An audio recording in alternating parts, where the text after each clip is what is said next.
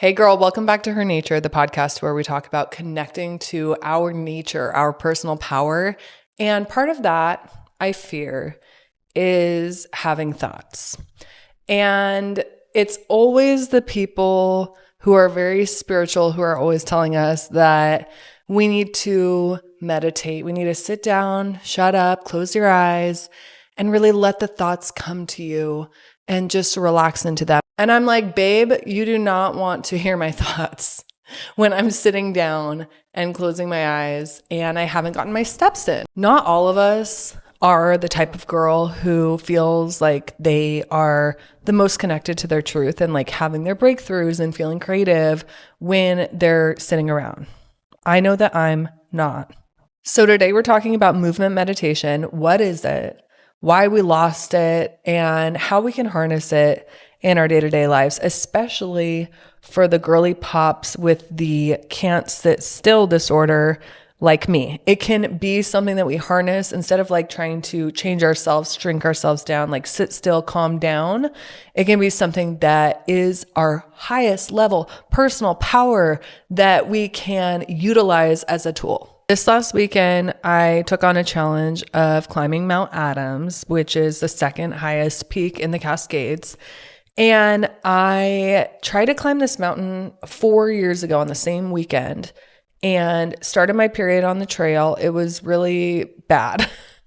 I couldn't keep up with the person that I was hiking with, and I completely gave up and turned around. And so it's been one of those things that have been lingering in my mind for years. Every time I see that mountain, I'm like, I have to get back up there again. And I took the plunge this last weekend and did it.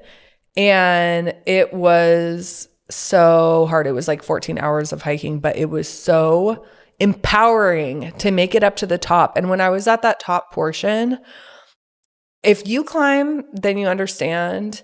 You're just like looking up at a peak and it's just like snowfields all around you. And it can be really discouraging because you feel like you're moving so slow and you're so beat by the time that you're up there. The elevation is so vertical that it's like, am I ever gonna get up there?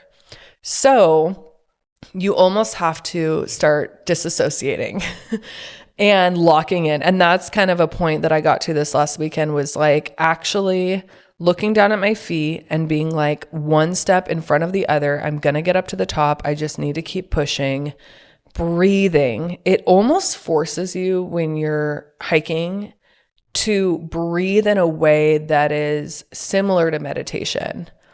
And you can do these like push breaths where you breathe in through your nose and then really quickly out through your mouth. And being in that state where you're like completely focused on your breath and your steps and just pushing yourself to that level with the high elevation, I was out of my mind. I was having all of these thoughts, yet nothing happening in my brain. It put me into a position of almost survival and having to force myself to be present. That's what mountaineering does. When you're in a moment where you're assessing like the weather, the risk, your water levels, your energy levels, and you're so focused on your movement, it makes your mind just the most present and almost empty in a good way. And it feels like meditation. I had a moment where I was like, it has been hours of just one foot in front of the other in the snow, and it's grueling, but it's the most relaxed I've ever felt. I'm not worried about work. I'm not worried about any relationships. I'm not worried about there's no stress happening because I'm truly right here. And it made me think, like, is meditation really just sitting around for everybody? Or can it be found in these moments where we're moving our bodies and being active? And that's what kind of opened me up to this whole, like, I love to just get on these thought trains about like certain subjects, but movement meditation and how it is such a thing that we don't really connect the word to, but we do in our everyday lives.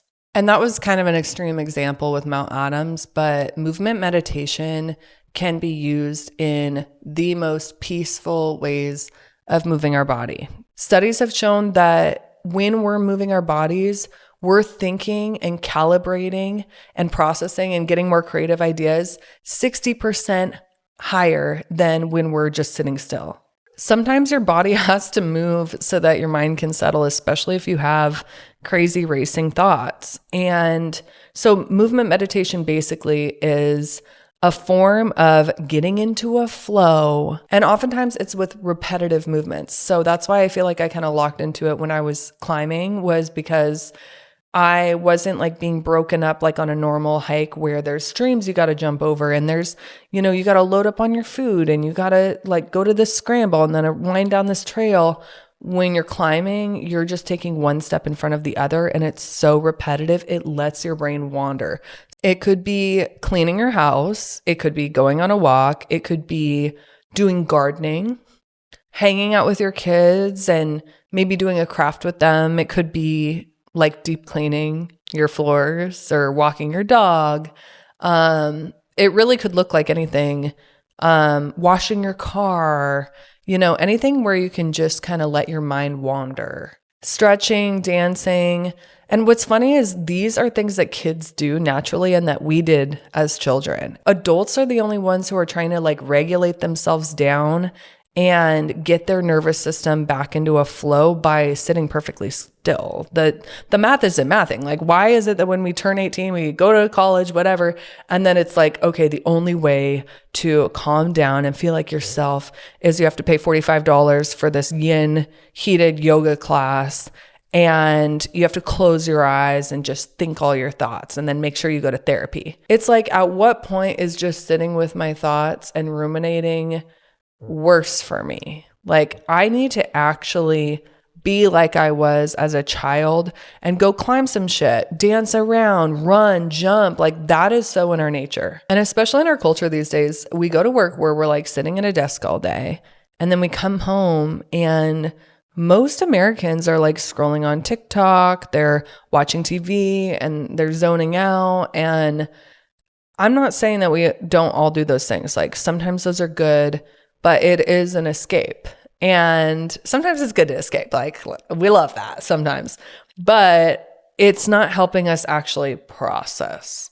We're witnessing so much throughout the day, and then we come home and we escape on our screens. And at what point are we actually in the moment letting our minds digest what we're taking in? You're probably not going to like be exhausted from work all day, come home, be scrolling on TikTok, and then get your best idea. It just isn't going to make sense. You need to shake up your day by doing something that's natural to us, which is moving our bodies, even in the smallest ways. And I feel like when we are someone who's high energy and needs to do that, a lot of the times we're told that something is wrong with us. Meditation doesn't work for everybody.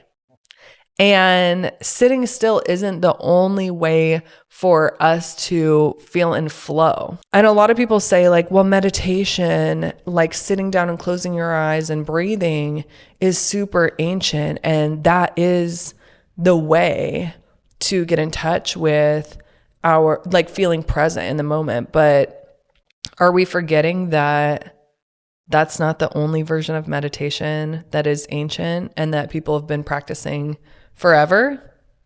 Go on a walk, babe.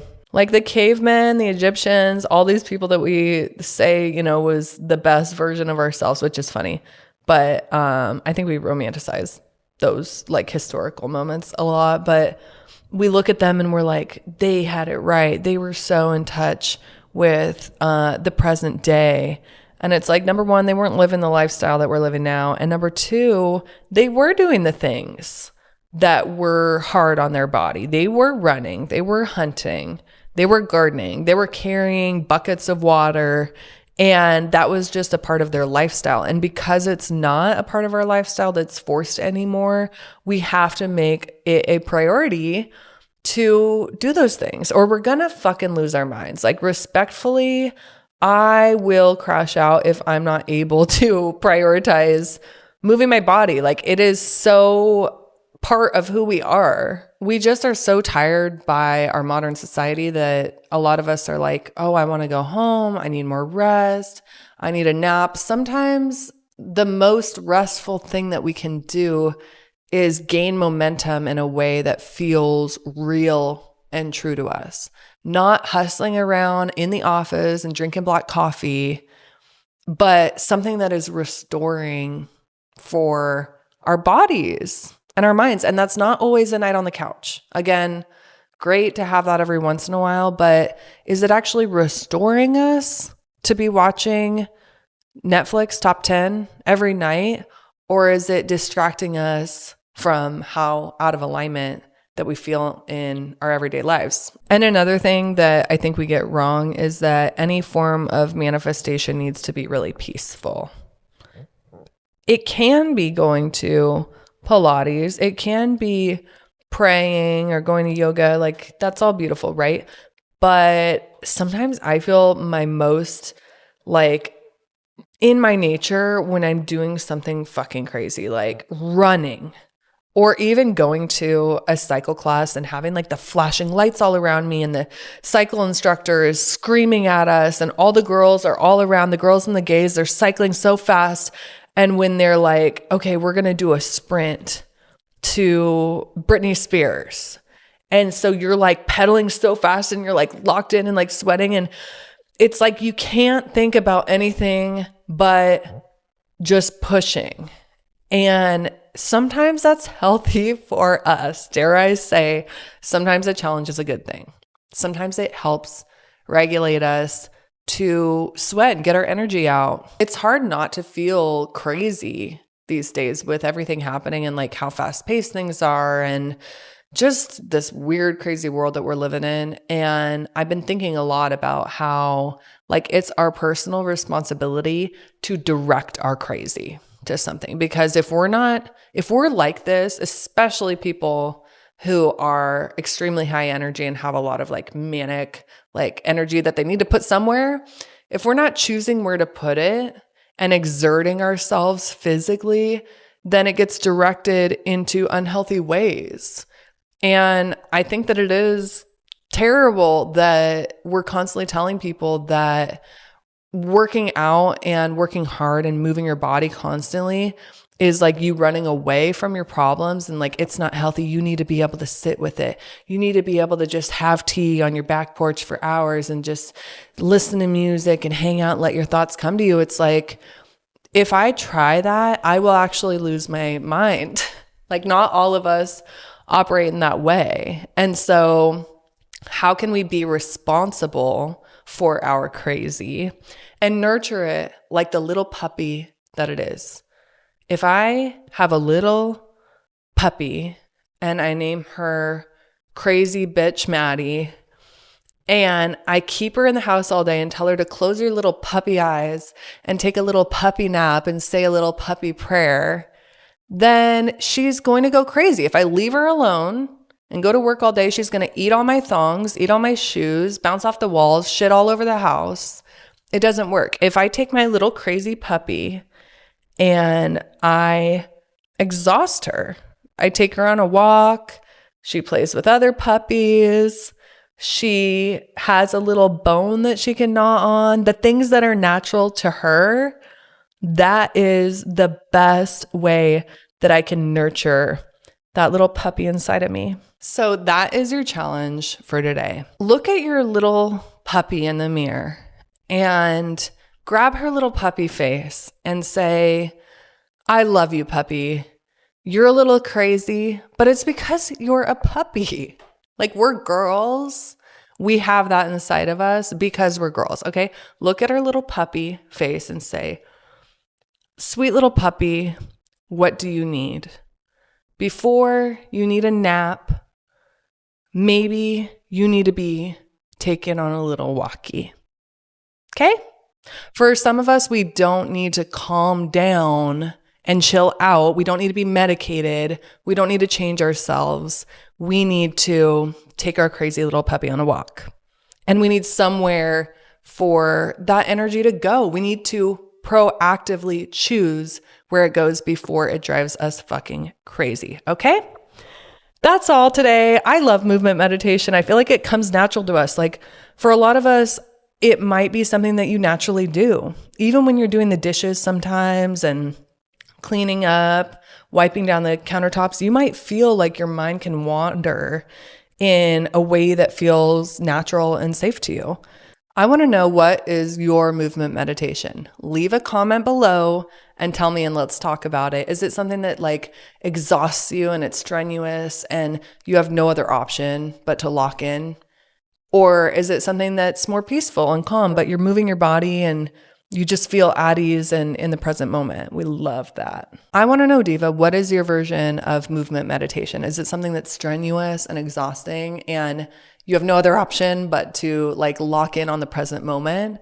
Or is it something that's in your flow and it's peaceful and makes you feel like everything is right in the world when you're doing something that's very calming for you? Either way, leave a comment below and I will check it out and reply to it. Let's have a little conversation in the comments. And if you haven't already, make sure that you rate this podcast, subscribe, do all the things so that you can be notified of future uploads, and we can potentially reach more crazy bitches who need this information so that they can take their crazy puppies on a walk and they don't eat all of their thongs. Thank you for listening, and I'll see you in the next one.